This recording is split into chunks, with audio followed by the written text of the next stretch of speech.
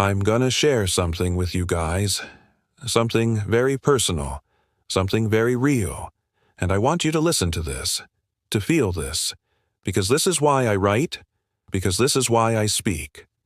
I was born in Bedford-Stuyvesant, Brooklyn, in St. Mary's Hospital, living 8 years on Ralph Avenue between Putnam and Jefferson, then later returning to Brooklyn again. Being born in Bed-Stuy, living 8 years on Ralph Avenue between Putnam and Jefferson, then later returning to Brooklyn again, it has shaped every fiber of who I am. Bed-Stuy isn't just a place to me. It's a living part of my heart, stitched into my character and my soul.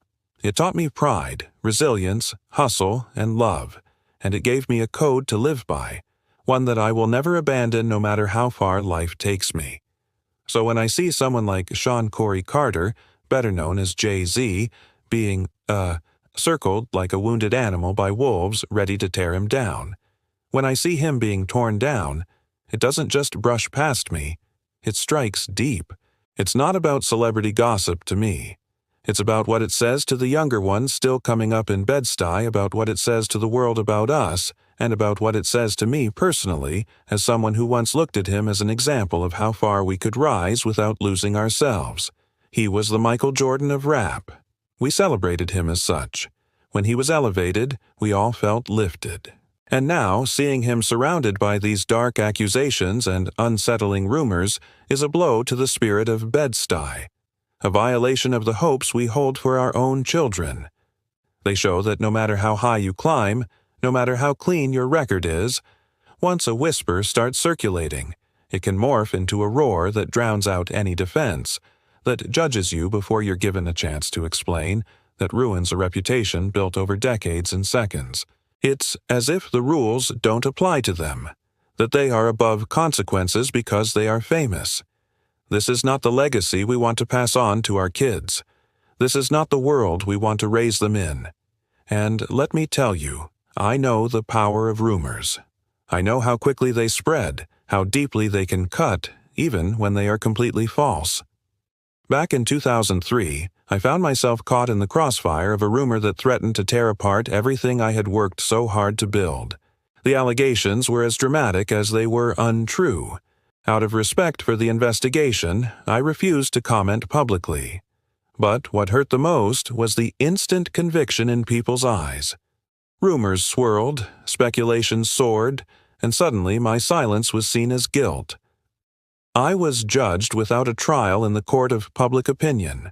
Friendships were tested, loyalties were questioned, and my reputation took a dive that seemed impossible to climb out of.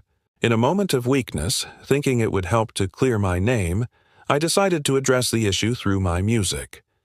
But as soon as the song dropped, the criticism came rolling in. How dare I turn a serious incident into a publicity stunt? How could I trivialize such a traumatic event? People accused me of everything under the sun. It was a surreal experience, like being trapped in a nightmare with no escape. Each day brought new challenges, each interview a fresh wave of scrutiny. For a while, it felt like I was carrying the weight of the world on my shoulders. But I held my ground. I knew I had done nothing wrong, and I trusted that the truth would eventually prevail. The road to redemption was long and winding, but with the support of my family and my closest friends, I managed to pick up the pieces and rebuild my life. Looking back, I can say that the experience changed me. It made me stronger, more resilient, and more determined than ever to use my platform to speak up for those who find themselves caught in the web of false accusations. I know firsthand how devastating it can be to be judged before given a chance to defend yourself, and I am committed to using my voice to amplify the importance of due process and equal treatment under the law. It doesn't matter if you're a celebrity or an average citizen. No one should be condemned without a fair hearing.